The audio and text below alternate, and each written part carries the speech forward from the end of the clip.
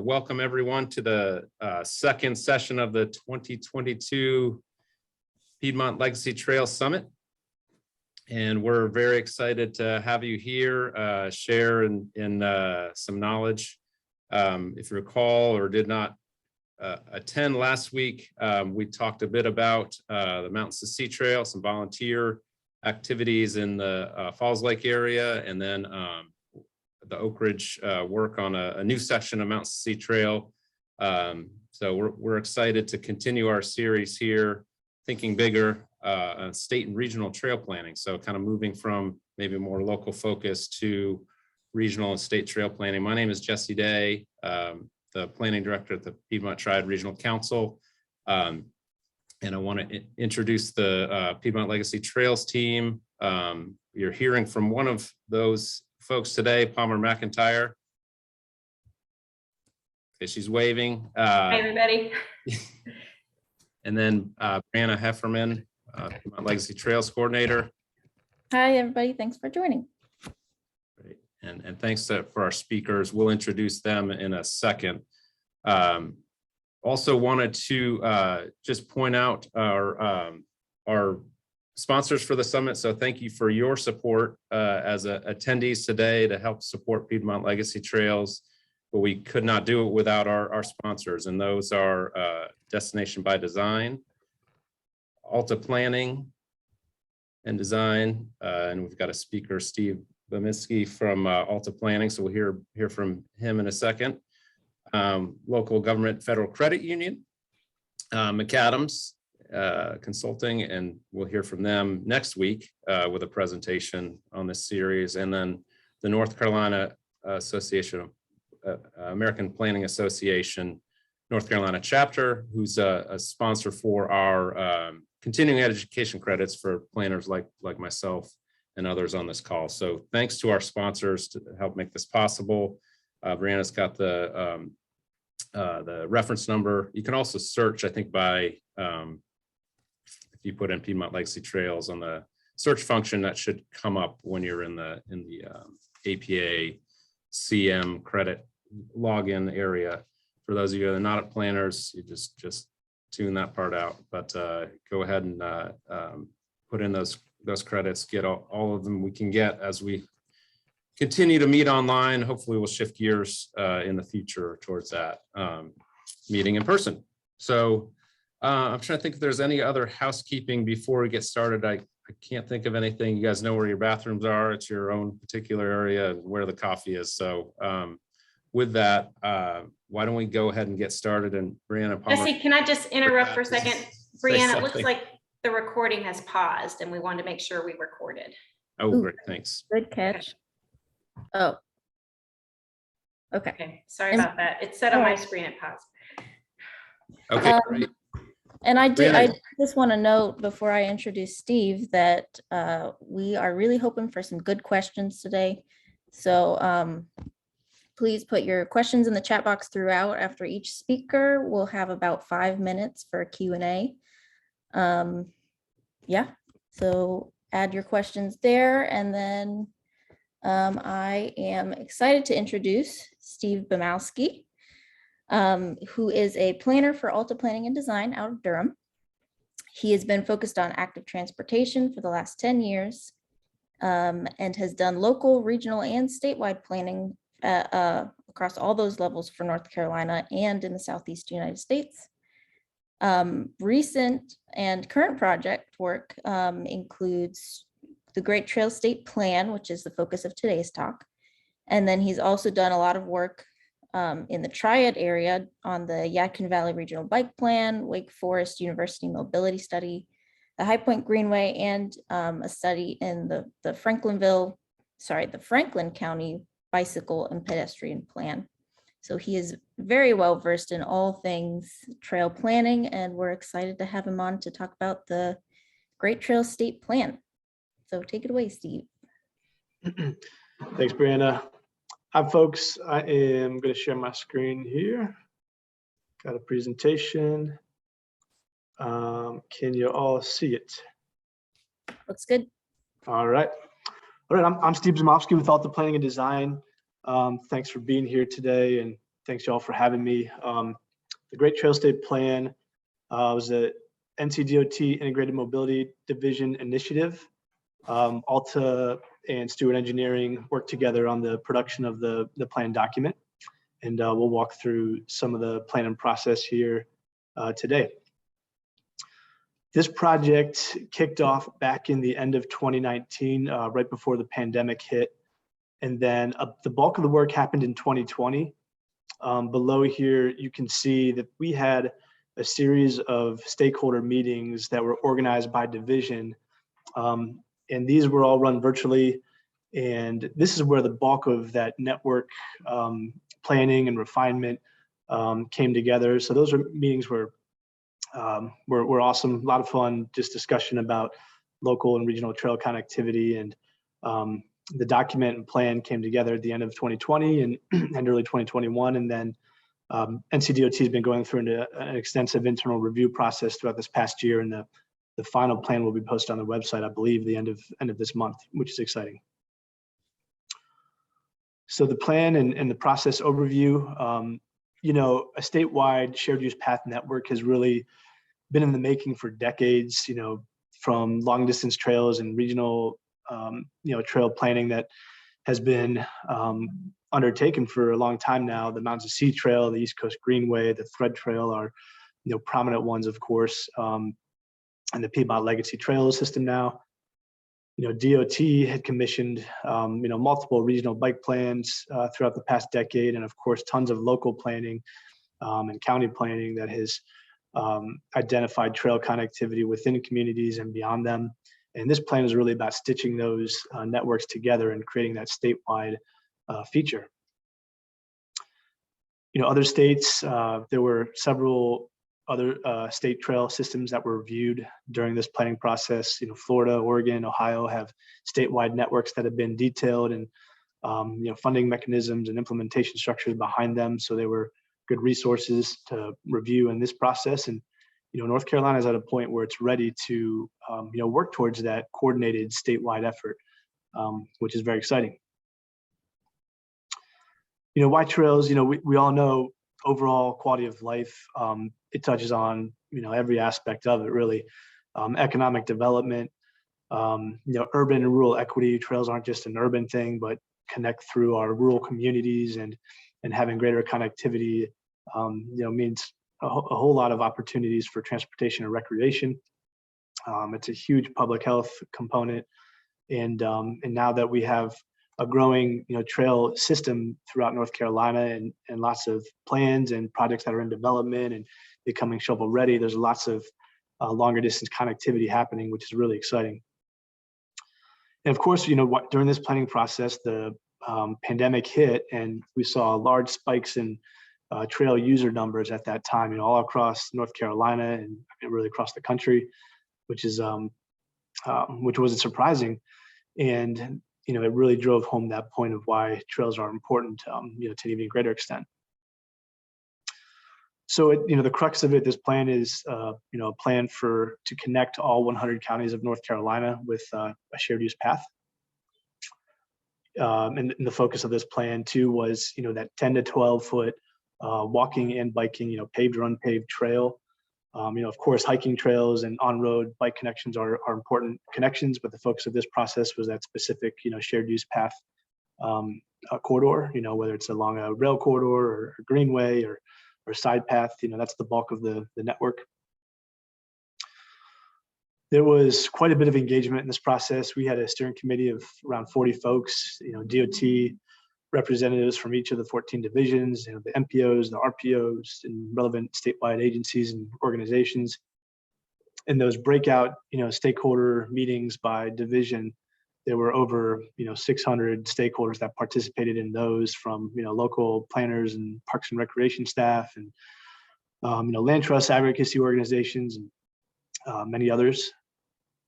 And then, DOT really got the word out through NCDOT communications. Through thousands of North Carolina residents were made aware of this plan through the survey and online input map, and a lot of online messaging. This is a look at the kickoff meeting right before the pandemic hit. We broke out the existing conditions maps and walked through them by division and had a lot of great discussion and starting network connectivity brainstorming.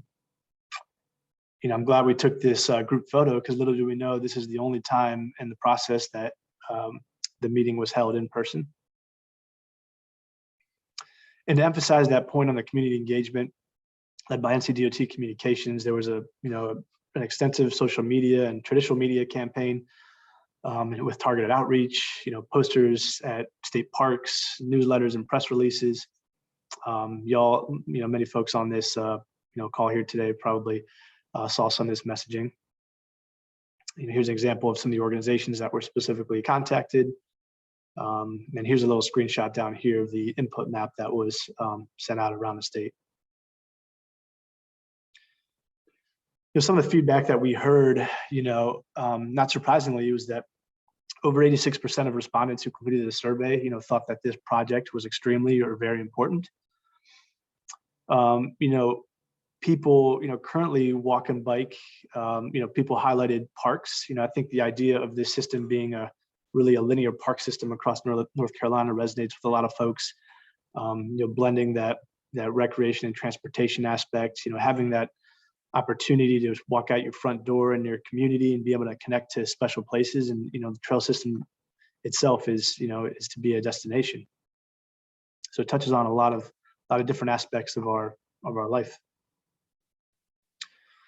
Developing the network, a lot of that work again happened in 2020 with extensive existing conditions, plan review, stakeholder communications in the 14 division meetings, with the network developed and refined with feedback from the committee and stakeholders in mid 2020 and towards the end of 2020, and then the draft plan being ready late 2020, early 2021, and DOT conducting a review in 2021.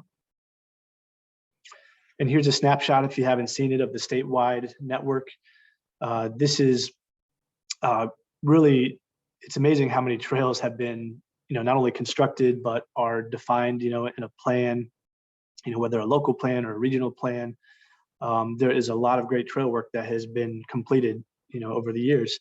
And so this network is made up of proposed shared use paths that are this dark green. Those are corridors that are maybe a little bit better defined in a project, and we know that, or in a previous plan, and we know that corridor is likely going to be that connection between, whatever destination we're looking at. The draft alternative routes, there's multiple places where maybe there's a couple good options that have been defined, or, there's a corridor that we're not sure exactly what it's going to look like, but we're pretty sure that's going to be the corridor. That's that dashed line. This lighter green, yellow line are the existing trails across the state, and there, of course, is quite a few existing trails out there that fit in nicely into this statewide network scheme. Gaps, there are quite a few places, although by and large, a minority of the network are gaps where we know we want to make a connection between a couple of different places, but we don't have that specific corridor defined in a previous plan. We don't have a shared use path that has been identified, but maybe there's a good bike route that makes that connection. And there just needs to be further study to make that particular connection. The ferry system plays a role in Eastern North Carolina. There are a few places where North Carolina's ferry system makes important connections to the network.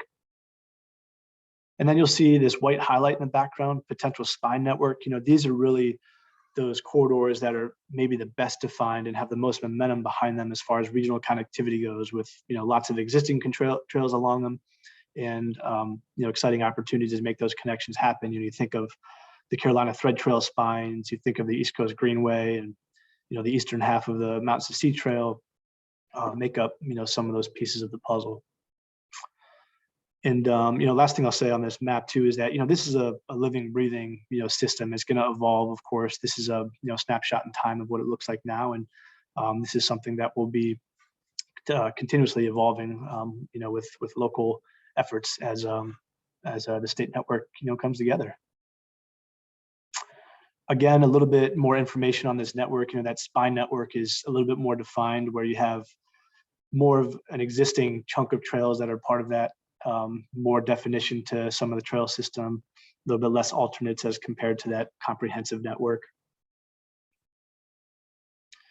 There's quite a bit of detail. There's a supplementary appendix that breaks out the segment of the network into 578 individual segments, identifying, really breaking them up by, logical endpoints or, trail that has a name behind it, whether it's existing or proposed, that sort of thing. So trying to provide further insight to what these corridors are so there can be, coordination as far as, lining up implementation mechanisms to move them forward.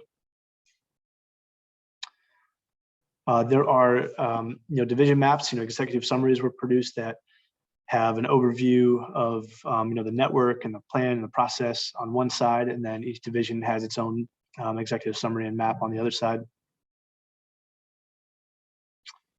Here is a quick example of, what those 14 maps look like. There's quite a bit of information on them. Here's a zoom. In yellow are trails that are existing that are highlighted. And then you can see, Division 6 and Division 3 here, the East Coast Greenway is an obvious spine through, this part of North Carolina. Again, the thread trail really embodies, I think, what the state network is, and is such an important, foundational component of the statewide shared use path system, having a strong organization behind it, lots of trail implementation that's happened over the last couple of decades, lots of coordination happening between local and regional agencies and partners on the ground. So it's a pretty exciting example to have that right here in North Carolina, and is a great building block for the statewide Great Trail State Plan. So again, this plan has been, decades in the making. It certainly didn't happen overnight. This has really just been a process to try to stitch those edges together between regional planning that's happened and, across municipalities and another layer of coordination that can help bring the statewide vision together and connect all 100 counties, throughout the state. In the plan document, you also see, further detail on implementation, such as, refining and further defining some of these corridors, getting them shovel ready. The ones that are already shovel ready are, important to find funding for those. Some of the important next steps for NCDOT are, trail designation, figuring out branding and a wayfinding scheme and implementing those as trails can be incorporated into the system over time. Of course, policies and coordination among partners, accountability and, weaving in the tourism aspect, these are important parts of that implementation puzzle as well. And so you'll see those items in the plan. These are just some highlights of key partners of, organizations that are existing that have been working on trails for, either a short time or a very long time here in North Carolina. And these are going to be key organizations that help to move this network forward. So a lot of partners out there, which is great. And then I know Palmer's going to talk about the Great Trail State Coalition a little bit further here, but there is, born out of this process and, and continuing, this organization is doing a lot to, advocate for trail funding and, really work towards that implementation piece of the Great Trail State Network, which is really, really exciting. And here's the website up here in the upper left. And then one of the last things I'll mention here, this is where the Great Trail State Plan will be posted on the NCDOT website. And like I mentioned, that's going to happen, sometime the end of 2022 or March, inside of March. So this month, in a few weeks, that plan should be available. And Joe Furstenberg is the contact through NCDOT's IMD division for the Great Trail State Plan. And that concludes my presentation. I'm happy to answer any questions here. And any questions I can't answer, Joe would be our point of contact here. So with that, I will open up the floor. Thank you so much, Steve. We do have a great question from Ashton Lamb in the chat box. He said, from the survey responses, you were able to collect data, were you able to collect data associated with urban or rural association? He said, I think it's great. Folks want small towns and rural communities connected, but his question is, how many people were actually from those communities in the survey? That's a great question. And I don't know the answer to that off the top of my head. And That's something that I think we could follow up with Joe about. But hearing voices, not just in the urban areas, and given the extent of the outreach that was conducted by NCDOT, I believe that response was, if I recall correctly, was pretty well spread out across urban and rural areas. That's great. Cool. Another question. Chime in on that. What was the most surprising thing that you learned throughout this planning process? I would say, and I guess I'm not surprised, but the momentum for trails in North Carolina is strong. And, in my 10 years in working here in North Carolina and in trails, there's a big difference between my first year and now. And I know, folks that I work with, Matt Hayes, that's been in this business a lot longer, and other folks across the state and other organizations that have been working on trails for a lot longer. I think the momentum is growing, and seeing the amount of planning that has been done across communities and the interest is exciting. Maybe it's more exciting than surprising, but it's great to be at this point. Yeah, I totally agree. There's a lot of big things happening for trails right now. Could you go back to the slide that shows the web link for the Great Trail State Plan? Sure. I'm just seeing Jason chimed in that confirming there was a great distribution of urban and rural comments and supported trails. And I'm sorry, there's the link of the website where it will be posted. Yeah, I think that's what they're asking for. Yeah. Yep. And then Russ Haddad asks if you have any thoughts on what type of amenities, services, or businesses should be connecting with the state trail planning effort. I would say all of the above. That the corridors that are defined on those maps, any business, I think that'd be anywhere near one of those corridors, I would certainly be interested in, participating and looking ahead of being part of the network, if I'm interpreting that question correctly. I think there's lots of opportunity to, really be a economic diversification component here. Jillian also has a question. She says, how do you gather the numbers of people who are interacting with and utilizing the trails, i.e. percentage of use / growth? I think you had that on a slide. Yeah, I think from the pandemic, right here, maybe this is the slide. And Jillian, I think, nailed it. A lot of these from the East Coast Greenway Alliance, there are counters that are set up on trails throughout the state, not just in this example here, Raleigh, but in other places as well. So more and more counting and data as far as usership is becoming available as, count, whether it's manual counts or, or studies. NCDOT and ITRI did a pretty thorough study on counts, several years ago for several trails around North Carolina. There's better data becoming available, and some communities have, purchased and implemented counters on their local trail systems, which is great. Mm-hmm.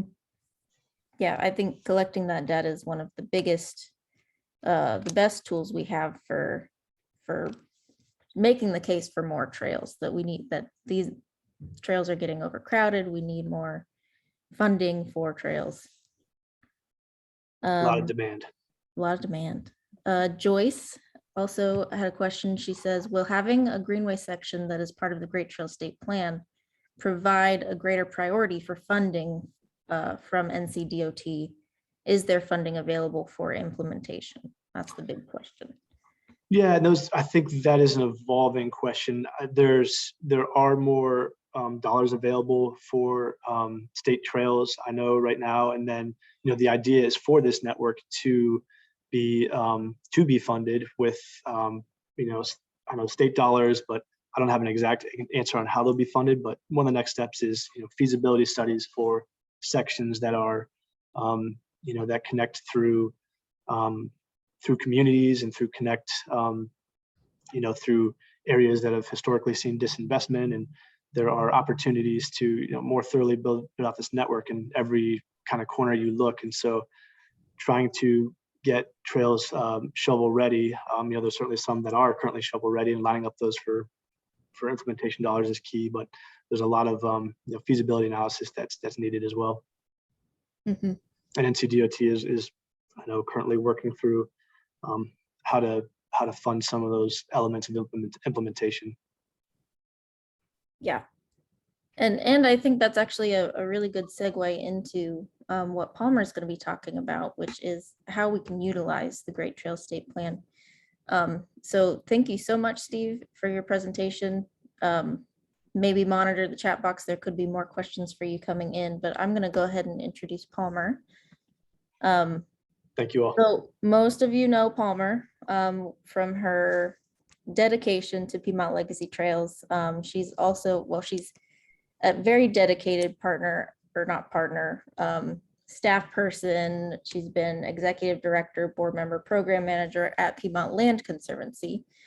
She's been involved there since 1996. What some people might not know is that for the last year, Palmer has answered the call to lead the Great Trail State Coalition, which she'll talk more about in a minute. She is also fundraising for the Year of the Trail. She has a Master's of Regional Planning from UNC Chapel Hill. And another fun fact about Palmer is that she once served in the Peace Corps in West Africa for 2 years. So I'll go ahead and hand it over to Palmer, who is going to talk about how to harness the Great Trail State Plan for statewide advocacy.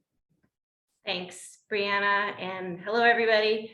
I'm glad to be here and excited to talk about the Great Trail State Coalition.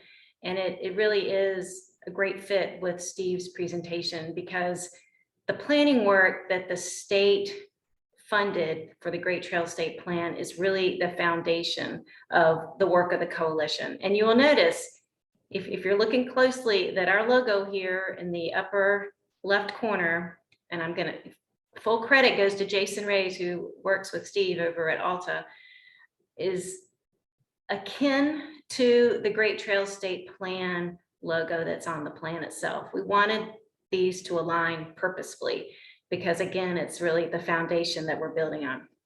So I'm going to spend a few minutes just talking about how the coalition came together.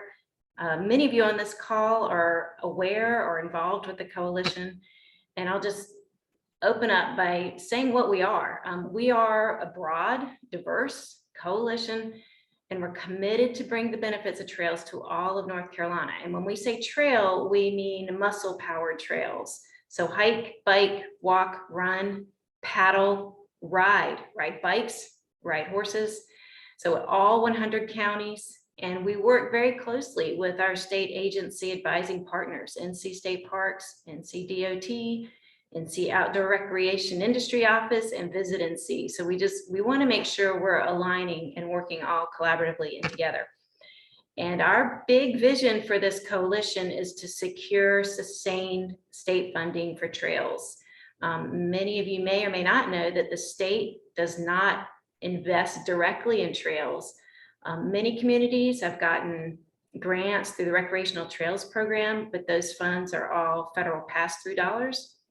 And then the state does not provide direct funding for greenway projects. It does, the money comes down as federal money that's passed through, and then local communities have to provide a 20% match. So we want to see the state make some direct investment in trails and brand North Carolina as the Great Trail State. I mean, years ago, people called us the Great Road State or the Good Road State, but we really feel like we have the infrastructure and the interest and the momentum to really brand ourselves as the Great Trail State.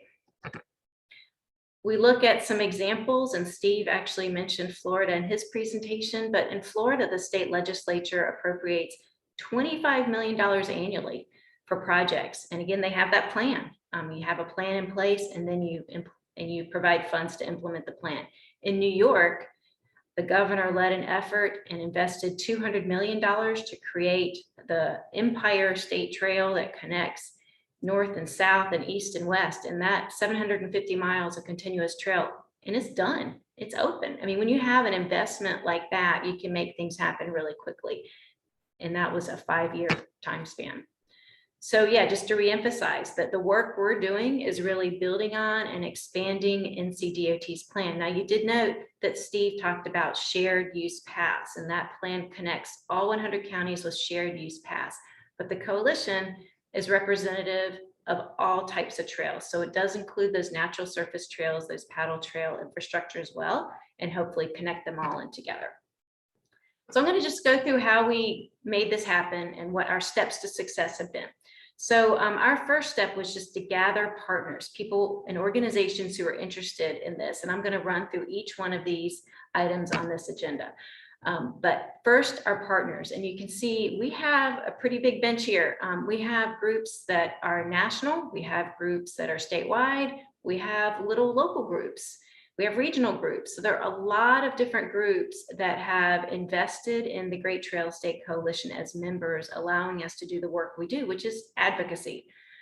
So we are advocating for state funding for trails. And we have, last year we operated as an ad hoc organization. We really just launched under this brand January a year ago. So it's brand new, but it's been about 2 years that things have started to come together for this effort.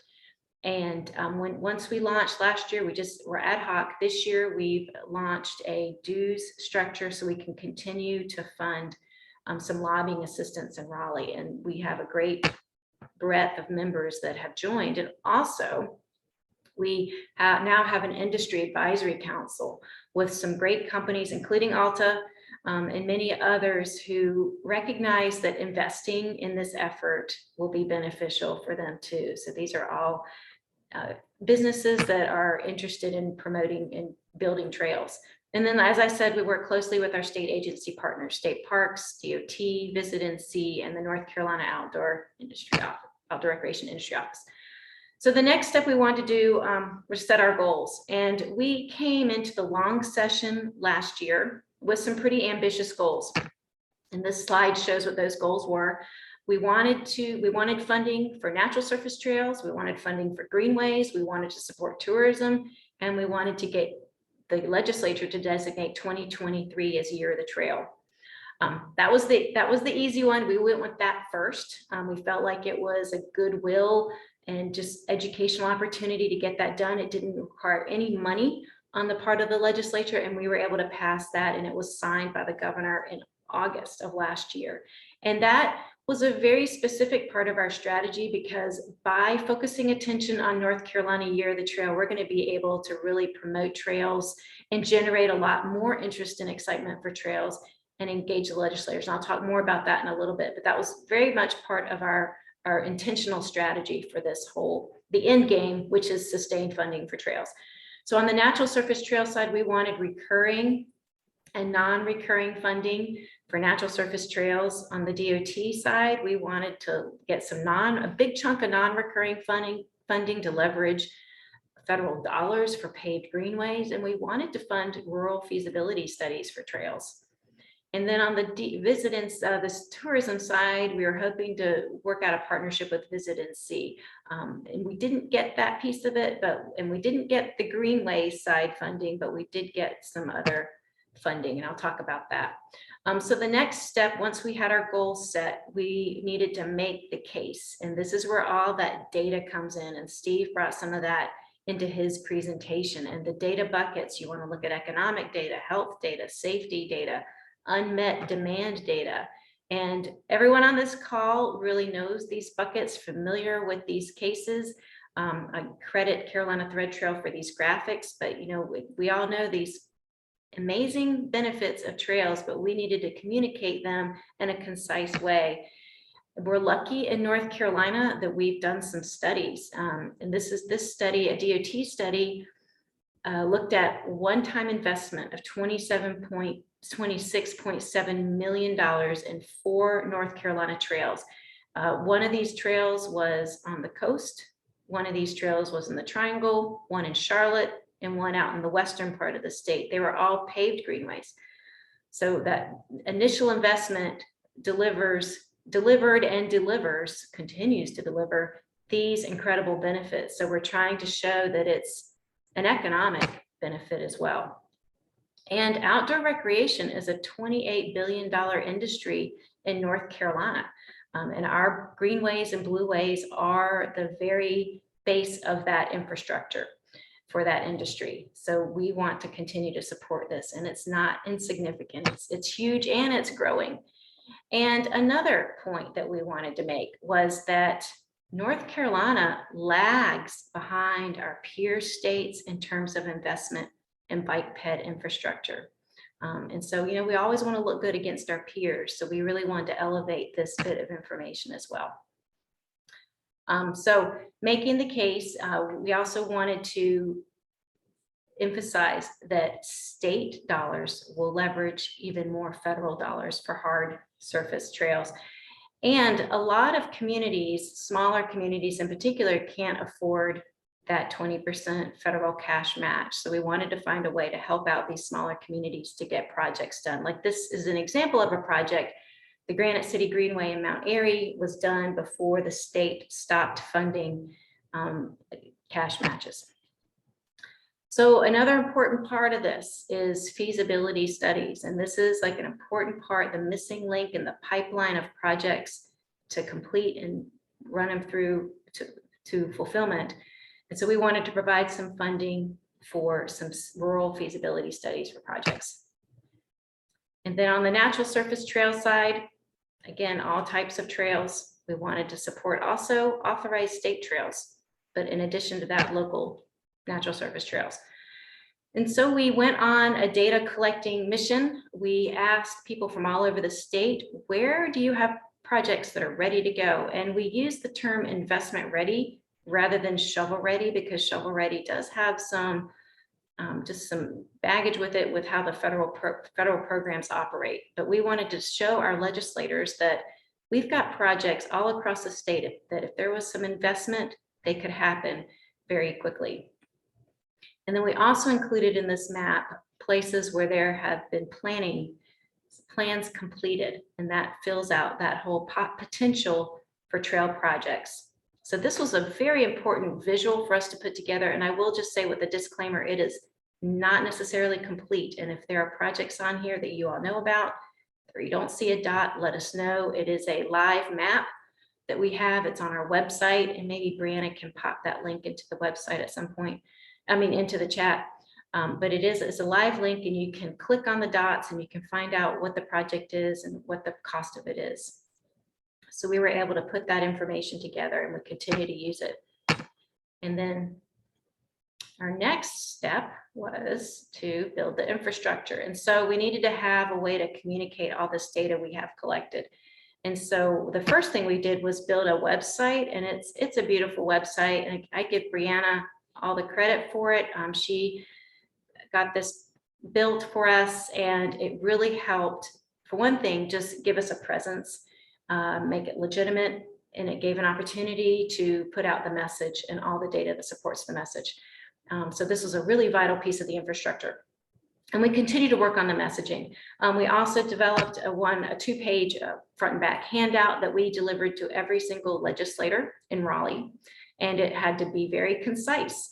We can't have long reports. So it's very concise, promoting what are our benefits of trails, what the financial impact is, because it really has to be about economics as the top priority.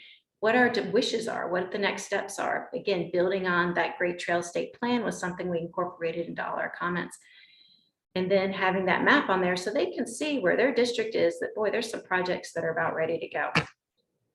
And so then the next step was building the relationships with the legislators. And this is where we are an advocacy coalition.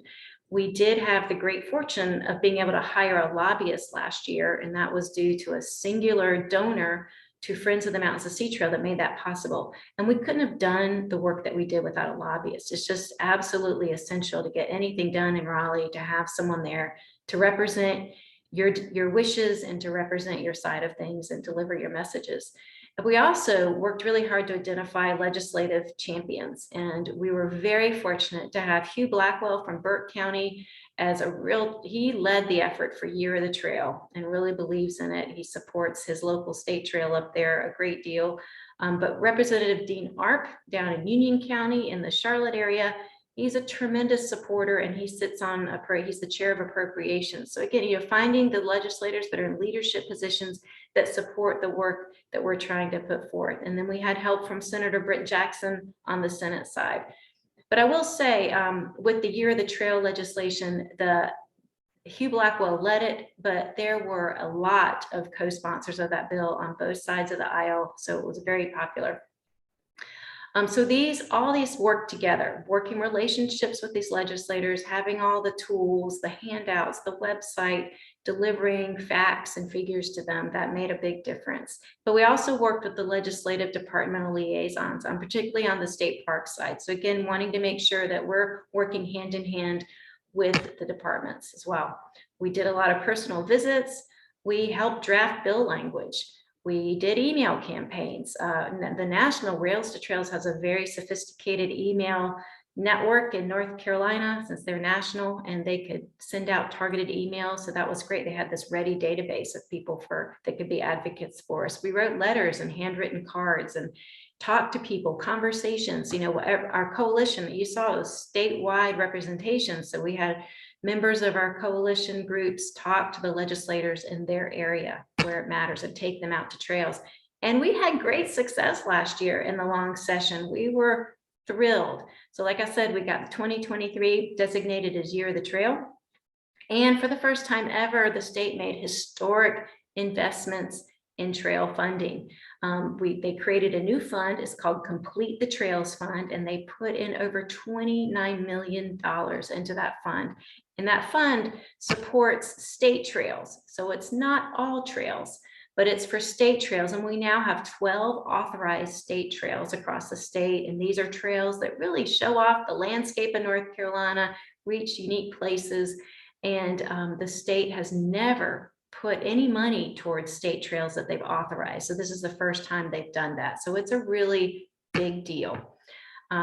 So within this Complete the Trails Fund, they did lay out some grant funding for state trail projects that are going to be divided between all the different state trails. There's some capacity building grants for nonprofit organizations that support state trails. So there's one nonprofit per state trail, with the exception of the Over Mountain Victory Trail that has 2 nonprofits, but the state is signing MOUs with each one of these nonprofits. And then there's some money laid out for paddle trails, and also some money for connector trails to small communities from state trails. And even more important is a new staff position within North Carolina Trails Program to help make all this possible. But that's not all. We got the Complete the Trails Fund, but again, this was a historic budget, this 2021 budget. And there was tremendous investment in trails across the state. There were a lot of earmarks, but a lot of support for trails. So as Steve said, I mean, the time is right for us to be working on this. And so just to look a little bit more closely at 2023 Year of the Trail, it's the 50th anniversary of the North Carolina Trails Act. So we're excited to celebrate that, but we're going to do a lot. We're going big, and we're the first state that's really gone big. We did borrow the bill language from the state of Ohio, which did a Year of the Trail in 2018, but it was more with small legislative events. So we're going statewide. It's focusing on public engagement. We want to inspire people all across the state to engage in trails, new people on trails, but people who have used trails, maybe tried trails in different ways or tried new trails, new types of trails. There's going to be a lot of media attention on trails. We are speaking at conferences this year and next to get the word out about trails. And we want to invite our legislators to all types of trail events. We want to have events in all 100 counties. And we want to, also state parks has already determined that their interpretive theme for the year will be trails. So all this ties together, and we want to fund all this with corporate sponsorship. So we have a very ambitious goal to raise $1 million through corporate sponsors to enable us to do all this. So we're going to engage with PR firms. We're going to build a whole branding guide for Year of the Trail. And you can see we have a logo on the upper left of this screen. Again, I'll give credit to Jason. He's been such a big help with our logos. We're going to continue to refine that and develop a whole package for branding and styling, but really building on this brand of North Carolina as the Great Trail State. And Year of the Trail is just something that helps amplify that central message. We'll have a website. We are going to be selling merchandise. We're going to have promotional videos, and Destination by Design is doing one pro bono for us, which is a huge gift. We'll be very active on social media with all this. There will be banners and signs and outdoor advertising. And we'll be working with PBSNC to develop some original content for trails, and we will be developing toolkits for local governments on how to create a Year of the Trail event with all the branding things included. So it's really going to be a great opportunity to show off our network of trails all across the state and do a lot of education for public officials at all levels, not just the state legislature, but we want to engage county commissioners. We want to engage town municipal leaders as well. So about the value of trails for all their communities. So with the coalition moving forward, like I mentioned earlier, we're continuing to build that coalition structure. We have a dues structure this year. A lot of organizations have already signed on. We have a special DOT campaign for greenway funding since we didn't achieve that goal in the last session. We have Year of the Trail coming up, so we're the lead entity that's planning events all across the state, helping organize those planning efforts. We do want to move towards a Trails Caucus, and we hope to launch that in 2023 along with Year of the Trail. But again, our big end goal is sustained trail fundings for all types of trails. There's also some things on the federal side that we continue to work on with ARPA funding. There are some opportunities to apply some of those funds toward outdoor recreation projects, especially where there's public health concern that are COVID impacts, and some counties are doing that. Particularly Randolph County has decided to invest $1 million of their ARPA funds for projects on the Deep River State Trail. We'll continue to follow opportunities that will come out of the infrastructure bill that was passed in the fall, and the RAISE projects. Those are, again, federal project opportunities for funding. And last year, North Carolina got 3 RAISE projects. They're highly competitive, big dollar figures. 2 of those 3 were trail projects, one in the Durham area and one in our region in High Point.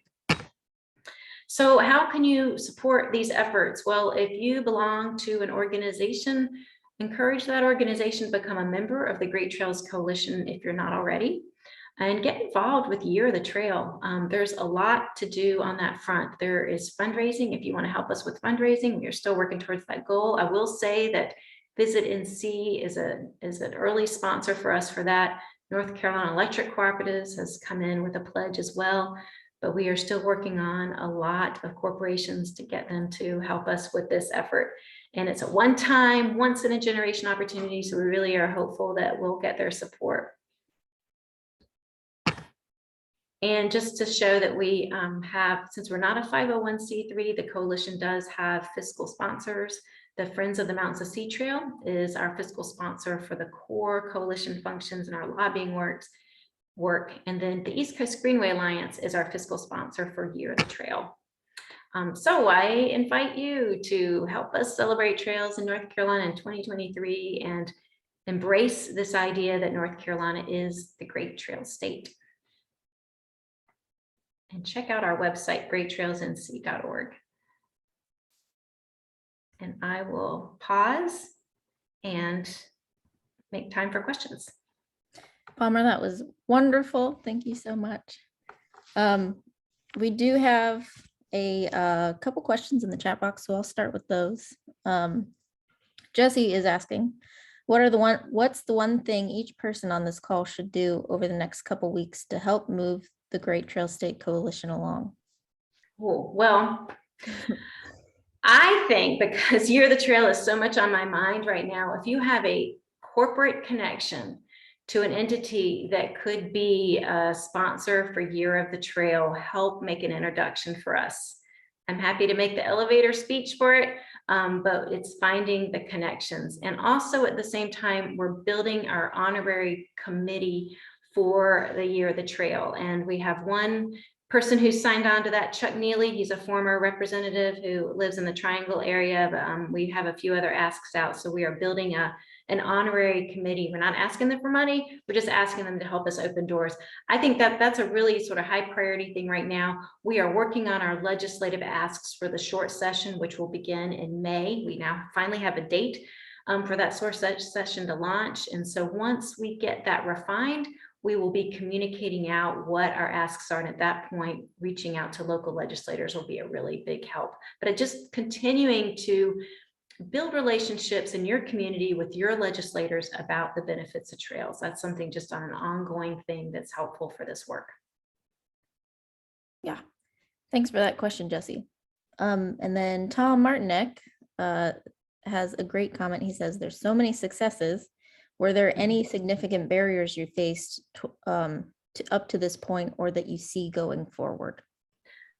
Well, so good question, Tom. And I think that trails have often been looked at like as icing on the cake, I think, and not as a vital part of community infrastructure, when it really is a vital part of community infrastructure. So I think it's really helping our elected leaders connect the dots on that. And we're starting to see, you know, a real trend in the direction, but I think there's still work to do. So I think it's just helping people understand how important trails are and what the benefits are, and that you do get a return on the investment. It's not just money that's going down the drain. It's really a return on investment in terms of building quality of life in your community, helping people be healthier. And, you know, it's on the healthcare side of things. So there's a lot of tangential and non-tangential benefits in the community. So I think that's the biggest barrier.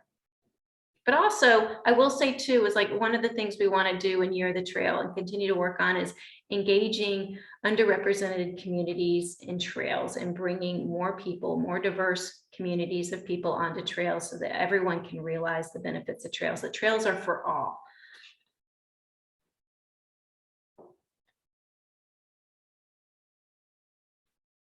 Sorry, I was muted. One last question, Palmer. Could you say a little bit more about how the coalition is deciding what to ask for from the state? How we are for this coming up session, you mean? Yeah. Yeah. So, you know, we're looking back at what we didn't achieve last year, and what we didn't achieve was funding for paved greenways, but we're also looking at the structure. And one of the things we need to work on is making sure we build the best and most efficient structure within the state government to handle state funding for projects. And so, you know, if we want to have just state funding, maybe we want to just do some state grants for trails and not use it all as matching funds for federal dollars. So there's a lot of things that we're looking at in terms of structural processes, and on the DOT side as well as the state park side. And so we look at other states as models. Like Florida has an Office of Trails and Greenways. Is that something we should be looking at?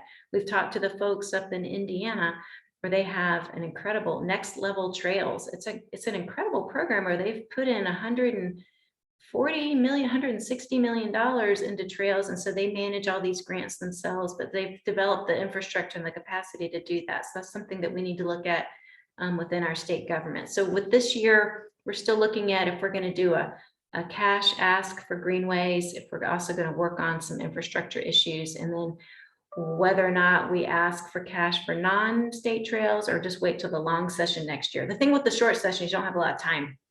So you kind of have to go into it really focused on things that are achievable in a short amount of time. Yeah, that makes a lot of sense.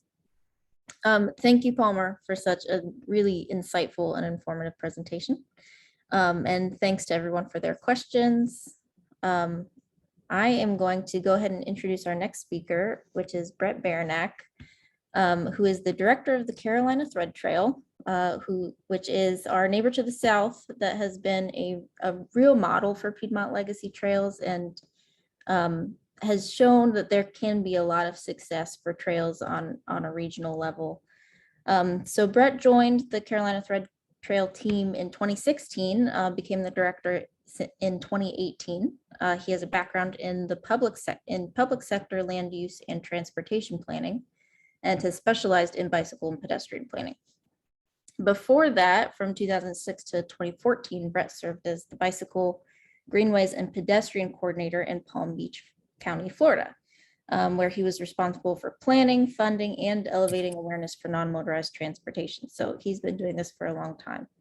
In late 2014, he moved to Charlotte and held the position of senior transportation planner with the Gaston Cleveland Lincoln MPO.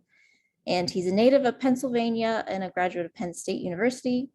He is also an avid road and mountain cyclist and enjoys hiking, travel, and NASCAR racing. So I will hand it over to Bret to share about the evolution of a regional trails network. Thanks, Brianna. Can everybody see my screen okay? Looks good. Okay, great. And you reminded me how old I'm getting, so I appreciate that. Thanks, everybody. It's great to be here and talk with all of you today about the Carolina Thread Trail. I think most of you know about us and to some degree, and the way I've kind of set my presentation up was to kind of go through the history fairly quickly and then sort of come up to speed on where we're at today and where we kind of see our vision and our strategy moving forward. I'm trying to click here and it's not clicking. Let me see. Oh, there we go. It's a little slow. To talk about the Thread Trail and sort of the genesis of our organization, we have to talk about the Catawba Lands Conservancy. Like we said, you know, it's two organizations with a goal of saving land and connecting lives to nature. And the Catawba Lands Conservancy has been around for, now 31 years. And that started out as SMILE, which was Saving Mountain Island Lake for Everybody. So this was an effort to protect water quality on the Catawba River, which serves as the drinking supply for a lot of the communities in our region. And over the years, the Conservancy has been able to preserve 16,000 acres, some of which are just conservation easements, other of which are properties that are held in fee by the Catawba Lands Conservancy, and we refer to those as preserves. And the focus area of the Lands Conservancy is, like many other land trusts, water quality and quantity, habitat restoration and wildlife habitat, farmland preservation, and then the other pillar of the Conservancy is this connection to nature, and that's where the Carolina Thread Trail comes in. I mean, I'm sitting in my office right now, and we have, you know, we're one big team, even though we're two separate organizations. We're one big team here between the Thread Trail and the Conservancy. So the original vision for the Carolina Thread Trail back in the early 2000s, the regional leaders around Charlotte got together and kind of thinking about the Conservancy and the goals and the mission of that organization, what they were doing, you know, the leaders got together and said, well, how can we, you know, kind of further identify and work on this, some of these pressing environmental needs around Charlotte, which is and continues to be a very fast growing area. And, you know, once they went through these, you know, discussions and kind of had a vision, the Thread Trail was the result. And we are housed at the Catawba Lands Conservancy. We refer to them as our lead organization. And so the gates were open to the Carolina Thread Trail in 2007, and we were launched and off and running with an original vision that was 500 miles. So that was sort of the original, you know, extent of the Thread Trail footprint, 500 miles throughout these 15 counties, which 11 of which are in North Carolina, and then we have 4 counties in South Carolina as well. And there was to get the whole thing really started and expand the vision, there were these locally driven Thread Trail Master Plan sessions that were held in each of the 15 counties. And through those sessions, which were very locally driven, and to this day, the whole model of the Carolina Thread Trail is grassroots and bottoms up. This isn't about the Carolina Thread Trail coming in as staff and saying, your trail must be here or your trail must be there. It's working locally with all of our communities, and they provide us that information. So these master plan charrettes were held throughout the region, and what you're looking at there was some of the original Thread Trail plans that were put together in some of the counties. Gaston County in North Carolina and York County in South Carolina were the first 2 counties to adopt the Carolina Thread Trail. And now everybody's on board. I think the last one to adopt was in 2015 was Rowan County. So the vision was expanded. And like I said, we're 2 states, 15 counties, there's 88 municipalities. And once all those plans were put together, all of a sudden 500 miles became 1,630 miles today. And right now in 2022, there are 350 miles of open trails throughout the Carolina Thread Trail footprint. We have greenways, paved trails. We have natural surface trails. So there's all kinds of different types of trails that comprise the network, and we have sidewalk connectors, and then we also have blueways in addition to traditional land trails.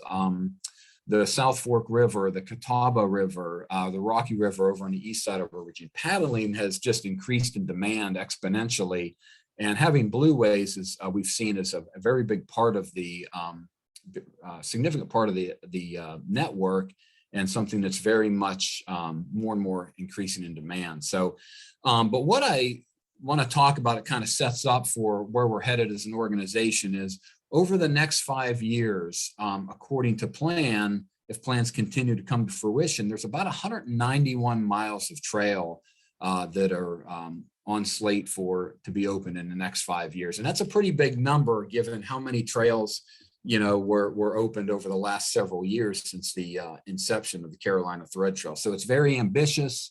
One of our board members refers to the next several years as what we'll refer to as the golden age of trail development for the Carolina Thread Trail in the Charlotte region.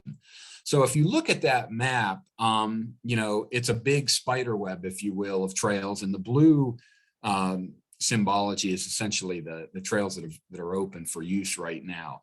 And when we had some, just to talk a little bit more about our role, we're a catalytic organization. That's how I refer to the Thread Trail.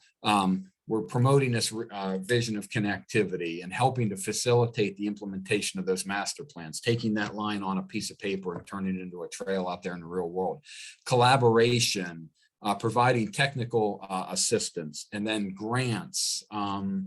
And sometimes we're kind of referred to as a nonprofit consultant because we help so many of our communities who really don't have dedicated bike and pedestrian staff. So we kind of serve that role of helping them get that trail from concept to reality.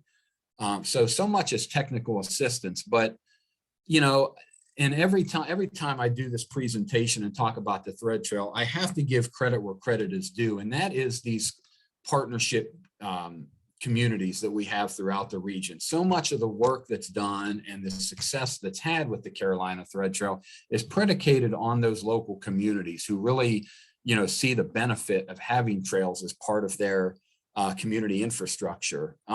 Whether that's some of our smallest towns in the rural areas, right up through our largest city here in the area, Charlotte, which is doing Charlotte and Mecklenburg County just doing a great job with getting that Cross Charlotte Trail and other projects on the ground, which really is going to kind of serve as a springboard to many other trails in the region. When you think about that 350 miles that I talked about, I get the question asked a lot, well, does the Carolina Thread Trail own and maintain all these trails? Well, no, we don't. These are mostly owned and maintained by our local government partners, other not-for-profits. The Thread Trail and the Conservancy own and maintain those 20 plus miles of existing trail that are located on the conservation preserves throughout the 6 counties that the CLC has in their footprint.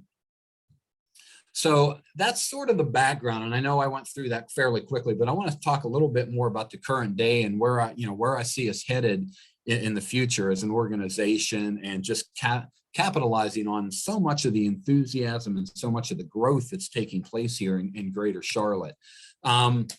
This is our footprint, and taking that map that was on an earlier slide and talking about where we're doing strategic trail planning and development. And the first thing that I would say about this is every single one of those lines on this map is important. There's no question about that. But we're trying to take advantage of where the most activity and where the fruit is ripe for the picking in a lot of these corridors. And we've kind of come up with an east-west route. The orange route is what we refer to typically as the north-south spine. And then we have this western spine as well that's symbolized in yellow. So understanding that the Thread Trail, based on the early model, there's lots of 2-mile trails in this region, 1.5 mile trail here, sort of short trails scattered throughout. And to kind of bring the Thread Trail over that threshold for recognition and branding and being synonymous with an identity in Charlotte, we need to put more continuous miles of trail on the ground. So those, colored lines on this map is where we think that, where we probably can get the most trail miles down in the shortest amount of time, just based on the resources that are available, the momentum that's behind these efforts, and just the trail plans that have been put in place at the local level. So what we've done is we've sort of broken it down into, and this was certainly led by one of our new board members whose head was spinning when he looked at our footprint map and said, wait a minute, I can't even make sense of all this. And he worked with us to start breaking these down into, manageable bites and corridors that we can focus on for continuous miles. And here's just a few of what we refer to here in the office as gap maps. There's York County on the left in the Rock Hill area, Cabarrus County, the Rocky River and Irish Buffalo Creek corridors, and then in Gaston County on the right, where one of our highest priority corridors is located, the South Fork corridor, which I'll talk about here in a few minutes. And, thinking about, where we are currently with the Thread Trail, and, as a not-for-profit organization, fundraising has been and will always be a priority, so we can keep operations and keep the assistance provided for our local communities and partners. And this is a picture of a press conference that we had in Charlotte back in December. And this is one of our board members, Tim Belk, who's the former CEO of Belk Department Stores, talking about moving from our sort of corporate capital campaign, moving into the public campaign. And we had lots of people come out that day. It was a big media event. And what I'm really trying to show here is that how important it is to have very good board leadership. Many of the new members of our board we have 16 members, and they're very well connected to what I refer to as titans of business and industry. So they came in at a time when we really needed them because we were going through this capital campaign, and it's proved to be so successful. Just a couple tidbits of information from that effort. $10 million was the original goal. To date, we're up over 11 million. So because of the success that we've had, we've raised that to $13 million, and this public campaign kicked off at the beginning of the year. And, certainly our leadership has been so influential in creating that success, but also our development staff here at the Thread Trail in the Conservancy. We have a capital campaign manager, our development staff. They've just done such great work to help in the fundraising, not only in the capital campaign, but also for just annual fundraising. All of those donors, whether it's $25 or $10,000, just from individuals who support the vision and the mission of the Carolina Thread Trail. So we're doing pretty well, but money is always something that we're going to need. And, but it's good that we've been able to have a successful capital campaign thus far. And this is just the leadership. These names may not be of relevance to any of you, but what I'm trying to show here is when the Thread Trail got off the ground, the fundraising for it was very Charlotte centric. The banks, Duke Energy, who continue to this day to be just great supporters and funders of our organization. But this capital campaign committee got set up, and we identified leaders in each of our counties around the region to start pulling some local support from corporate entities in counties other than Mecklenburg County. And we've been able to do a really great job of that. So we have money that's, being raised in York County in South Carolina, over in Cleveland County in North Carolina. So there's been this sort of broad geographical disbursement of where money is coming from now. And quite frankly, I think we still have a lot more to accomplish in Mecklenburg County, which I think is going to prove very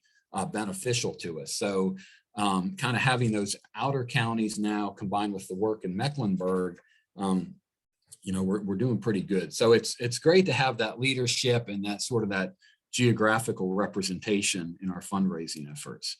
And then a lot of the capital campaign funds is it sort of restocks the coffers on our trail implementation grant program. That is one of our resources that's available to help our communities implement the master plans. And we've given over $7.5 million over the years, which has been able to, which is been a catalyst and has leveraged other sources of funding, other public funding, other private funding. And that's really the key to our grant program. You know, we all know how much certainly these paved greenways cost, and you know, the thread trail can't hope to get out there and, you know, give millions and millions of dollars to these paved greenways. But if we can give a little bit of seed money, that helps convince the local decision makers that, hey, we're serious about this and we want to help you. So, you know, a few $1,000s from us, you know, $50,000, $100,000 that we've given in the past, you know, creates that leverage to get local decision makers to ante up some money too, and then also helps with other grant programs at the state and federal level as well. And we become very popular when we're always, you know, pretty popular around the region, but certainly that's enhanced when we send out that mass email that says, okay, we're opening up our next cycle for grants. So the most recent grant cycle that we went through was through late 2021, and we awarded $800,000 to 16 communities for trail efforts. So, and that previous slide, you know, it helps out with acquisition, it helps out with design, it helps out with trail construction. We give out a nominal amount for kayak access and launches because of the blueway component to our network. So we'll probably have our next cycle in the fall, but we were able to give out quite a bit of money and really be a springboard for a lot of these projects getting on the ground. So kind of moving ahead, some signature projects. There's activity all over the region, but I did want to talk about a few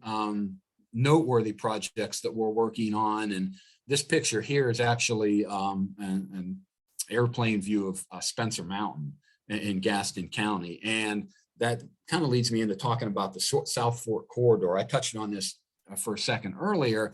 This is one of those priority corridors in our region, and this runs along essentially the South Fork River in eastern Gaston County, where we have a real sort of trail and river town opportunity here, linking all these small textile villages together that are rebranding themselves and revitalizing themselves based around outdoor recreation. Coming from a small town myself in Pennsylvania, where we have a 12-mile rail trail, it's personal to me to see how trails have revitalized and brought the little downtowns back to health, not only in this corridor, but throughout our region. So South Fork corridor in Gaston County is one of the highest priorities. And then again, here's a picture of Spencer Mountain. So within this South Fork effort, Spencer Mountain is the third highest peak in Gaston County. The two highest, which many of you are probably familiar with, are Crowder's Mountain and the Pinnacle over Crowder's Mountain State Park. Well, this is owned by WBTV, which is the CBS affiliate here in Charlotte. And we started working with them. It's always been a vision to get this mountain in conservation and also make it a destination for a connected trail system. And thus far, we have had very much in the way of favorability with WBTV to get trails put on this mountain.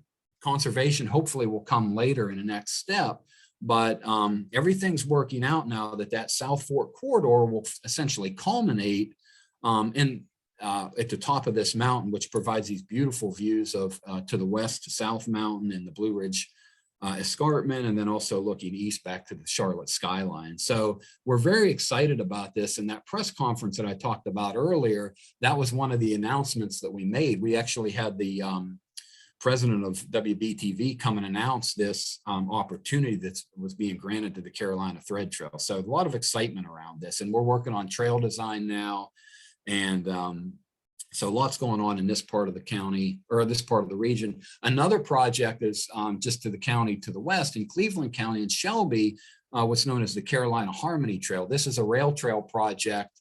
The city of Shelby was able to acquire 11 miles of Norfolk Southern Rail Corridor to turn this into a rail trail project, which would connect downtown Shelby to the South Carolina state line just north of Blacksburg. So this is pretty exciting. The first phase of this project is getting off the ground this year, which is going to be about a mile section in downtown Shelby. The Carolina Thread Trail, through a very generous donor, was able to contribute $200,000 towards that first phase of this rail trail in downtown Shelby. So this is an exciting project. You start having these rail trails that are, further in length than 10 miles, people will come not only locally, but from around the region and from other states.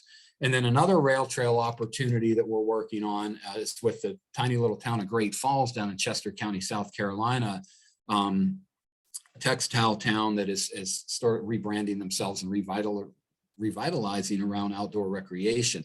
The picture on the left is the CSX corridor, which we were able to help Great Falls acquire 4 miles of that property from CSX, and now it's in their ownership. So we're working on actually creating the trail and improving the surface, but you can go and walk on it right now just based on that picture you see, but there are some sections that really need improved. And then on the right this is actually a component, or this trail is actually a complementary project to a large state park that's being developed along the Catawba River next to Great Falls, which is Dearborn Island State Park, which is essentially going to release water in the original channels to create a whitewater rafting destination. If you look on the right side of that right picture, you see that rocky area there. That's where water is going to be released. And we're going to have class 2, 3, and 4 rapids down through there. So lots going on with outdoor recreation to help bring Great Falls back to life. Another effort that we're working on, and Brianna, I know I'm probably getting long on time, so just, hold up a 5 count whenever you want to, is that we're really undertaking a robust trail counting program. We have 10 counters out there that we just purchased last year, and we're putting another 8 out this year. So we'll have 18 trail counters out there in the region that allow us to collect data on user volumes and just analyze it in a lot of different ways that is useful for so many levels, but not the least of which is when local decision makers are thinking about investing local revenues into trails. We can say, hey, there's been this many people on the trail using it. So that information, I think, quite honestly, has been long overdue, and we've really focused on beefing up our counting program, and it's looking forward to the information that we get from that.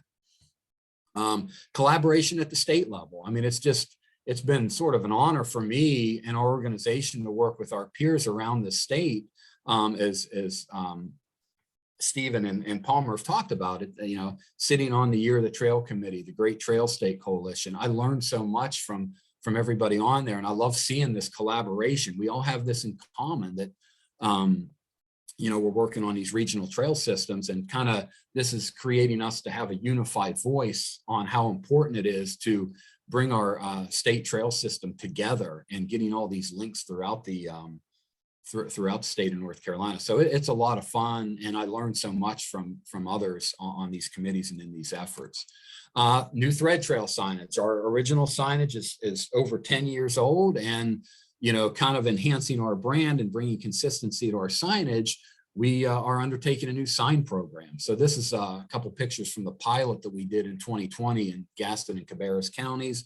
So bringing some consistency, heightening awareness of the Carolina Thread Trail as the regional trail system throughout the 15 counties. This is something we're working on. We just got a proposal back from our RFP that we released late last year, and we're working with a contractor now to launch more signs in the region. We do lots of outdoor programming to raise awareness to the trails and sort of enhance that appreciation for the trails that are out there. Paddles, bike rides, hikes, volunteer opportunities to get out there and help maintain some of those trails that are owned and maintained by the Thread and the CLC. We have a vast volunteer network to help us with outreach of community events. We have just kind of educational partnerships. We have I think we're in our 8th year now of working with Davidson College to have an impact fellow. And this is much more than just an intern. This is, these students are very bright, and they come in and they make such an impact on the work that we do here at the Thread Trail and the Catawba Lands Conservancy. So Raul's our current impact fellow, and they do a lot of great work. It's just great to have them on board and helping us with our efforts. The Carolina Thread Trail map. We updated our map recently through a generous donation from Ortho Carolina, provided us $50,000 to overhaul our map and to make it more user-friendly and provide more information. Very informative. Individuals looking to get out to the trail can go through this map and already be well-informed before they actually get out there. So there's all kind of information on everything from bathrooms to trail type to parking areas and addresses. And it's a really great tool. And it's certainly our most used media platform for learning about the Carolina Thread Trail.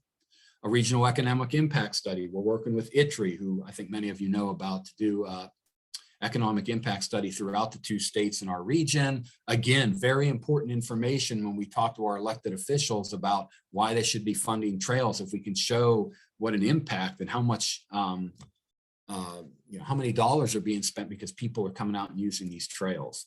Our trail forum, our annual conference, we're going to be doing our 15th year in December. And many of you have probably attended that. Palmer, I kind of warned you that I used your picture here in this. So this is Palmer presenting at our trail forum this past year. And, we get 200 to 300 people come out for this. It's in Mooresville. And what's going to be special about the one coming up in December of this year is it's going to serve as a kickoff to 2023 Year of the Trail. So we're pretty excited about that and how we're going to put a little twist on that to recognize Year of the Trail. National Trails Day, we do some things, and I'll keep going here quicker. And then looking ahead, so what are the opportunities that we have right now? We have strong board leadership. There's been heightened recognition of the Carolina Thread Trail throughout the region. We've been able to grow our staff to meet the demands of trails. I have a great team that I have assembled, and we're just doing really great work throughout the region. So it's great to have a team and a growing staff here. Obviously, we've had successful fundraising efforts, but that's an ongoing project. Community partner energy. We're just, right now, so many of our communities are just really ambitious and energetic about getting trails on the ground. Maturation of our trail program. I think that's really going to prove to have many benefits in the coming months and years ahead. And then, working in the Great Trail State Coalition and Year of the Trail. I mean, to have, our peer groups all come together and be this voice for trails in North Carolina is just something very special. Needs continuing funding the organization. We need to do some more of these feasibility studies that were mentioned, working more with landowners. Now we're getting down to those specific parcels where we need to have outreach with individual landowners to get trail easements. Some of the challenges with that need for increased funding at the state level through DOT, kind of getting more of that money released towards shared use pathways. Our signage program, as many things have increased just in general, those costs have gone up, materials are expensive. And then the uncertainty of the economy. Let's hope that this wave of good revenues in a fast growing area here in Charlotte lends itself to, much more success in the future. I mean, we take advantage and strike while the iron's hot, but we all know that the economy can change, and hopefully we're not on the brink of anything taking away that strength that we have right now. And I won't go through these. These are just some examples of some trails in the region. And then on behalf of everybody, the staff at the the Thread Trail and the Catawba Lands Conservancy, we thank you, because everybody on here makes such a great difference. We have a passionate staff that's very invested in the work that we do. So thanks, everybody. Thank you so much, Bret. I have a feeling that some of us are going to be going back and watching this one again. That was really thorough and informative. We have plenty of questions rolling in. I'm going to start with sort of a quick, easy one from Mark Gatehouse, who was asking, what type of trail counter did you have pictured? And if you've had any issues with your trail counters being vandalized? No, we have not. And that is Ashton and Mark, I know you guys are on the call. Help me out. What's the name of our counters? We partnered with C Insights. They're C Insights in Raleigh. And they actually provide the counters for the North Carolina state parks, and they're solar powered. And so far, we have not had any issues with them. I think a wire came detached on one of them, but there's a couple trails down right now next to where I live that I go check on them occasionally. And so far, no vandalism. So they're holding up. C Insights, like Ashton said, is the name of the company that makes these. It's an individual who kind of made to order. So like I said, we have another 8 that are being ordered, and we'll have 18 out there. And we can get you some more information about those. Great. Gretchen has a great question. She says, what has proven to be the most effective key talking points for convincing local elected officials to invest in trails? Is it all about the economic benefits? Now, I think certainly in the last few years, I think they've really understood the benefits of trails in context of COVID. COVID, again, and we all know this, for all of its downsides, it really did bring people out to discover the outdoors and understand how, there's more than just the physical health benefits that trails provide, but also the mental and spiritual, quite frankly, benefits that trails provide to people. So I think it really became clear through COVID how important it is. Certainly economic impact studies help. And I hope that, we can impress upon the elected officials further when we get the results of our regional economic impact study. But, and then they've heard from their constituents as well. I always tell people, they ask, what can we do to really help move this effort along and advance trails? I said, wherever you live, go speak to your elected officials as a constituent, how important trails are to you. So, I would always just encourage residents to show up at council meetings and any other public opportunities to stress how important trails are and why they live where they live. I live on the Piedmont Medical Center Greenway down in Rock Hill, South Carolina, and I specifically live there because the river's there and that greenway's there. And those are the stories that many of the elected officials need to hear. But I'm biased. I totally agree with that. That's why I live where I live too. Jesse has a question. He says, Bret, great presentation. Do you know in ballpark proportions how many of the requested Carolina Thread Trail grants go to leverage state and federal dollars and those using local match funding or no match? I would say that probably there are some grants that we've provided where it was standalone and it funded a certain project on a trail like a bridge, but probably, I don't know the percentage from the sort of the federal state versus the local leverage, but I would say that a good 75–80% of the grants have other funding sources coming in, which this Carolina Thread Trail opportunity helps and serves as a match. So it's definitely the vast majority, but that's a good exercise for us to do here as staff, is to go back through there and just see, how many of these applications and grants leveraged other funds, but it's the vast majority, Jesse. Okay, great. Sally Vaughn, her question is, what advice would you have for a rural county where the most likely trail connection is to another county in a different land conservancy territory, working across those borders? Yeah, I mean, it's just, the communication, get in touch with, that other land conservancy across the border and talk to them about what your initiatives are and what the vision is for trails. And they usually have good information about landowners that may be on the other side of the border and have some of that local institutional knowledge, which can be useful to kind of marrying up these efforts. So trails don't necessarily have to end at state or county or city borders. We're doing a lot of regional planning right now along those lines at the state line with South Carolina. So and some of the land trusts there. So just opening up that communication, having a meeting with them and talking about your plans. And so, I've always said that, these trails don't stop just because there's a political boundary. So again, getting communication with the local land trust. And I'm happy to kind of, talk offline a little bit more how, what I see, how that can be managed and how those steps can be taken. I'm happy to provide some advice on that. Nice, great. Gretchen has a question, which is, with land prices skyrocketing, how do you entice landowners to agree to land acquisition and easements?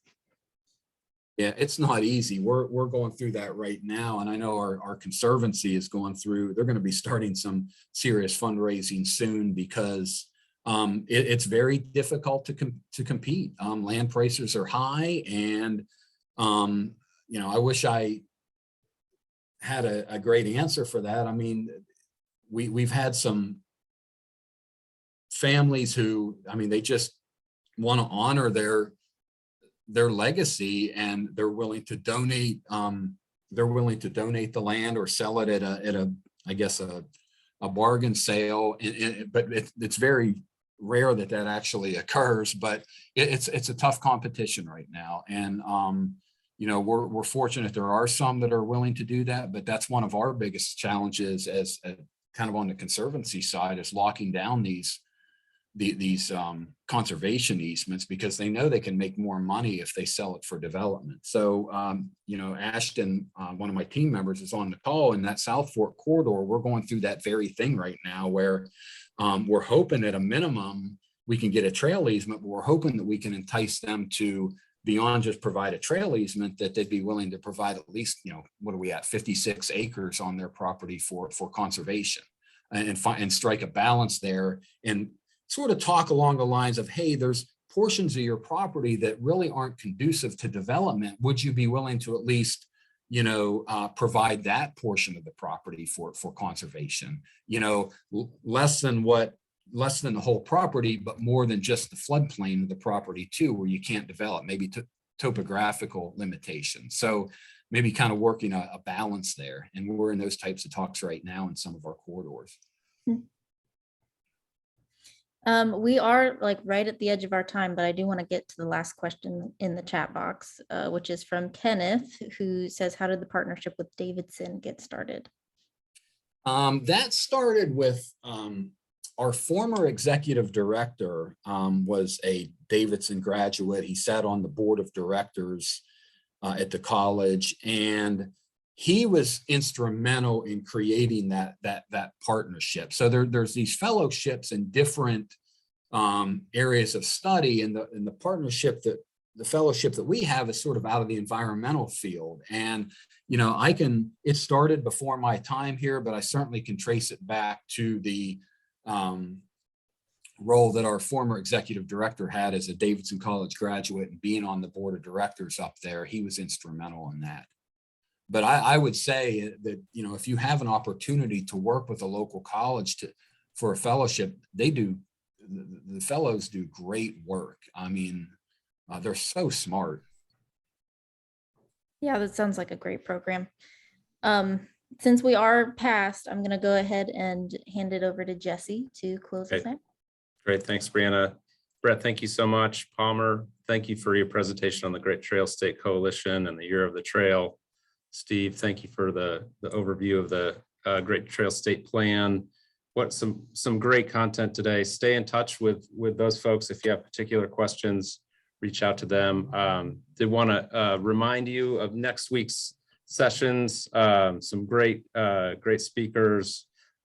We've got Chris Snow and Mitchell Silver talking about innovative strategies for funding in the future. And Mitch Silver is our keynote speaker and has some great experience in Raleigh and New York City, and some deep level of experience in planning. And we're excited to have Chris as well next week. And then we've got our final session on March 25th. If you are talking to someone in your office about, or in your home about the great sessions you've heard, and folks want to register, the registration is still open.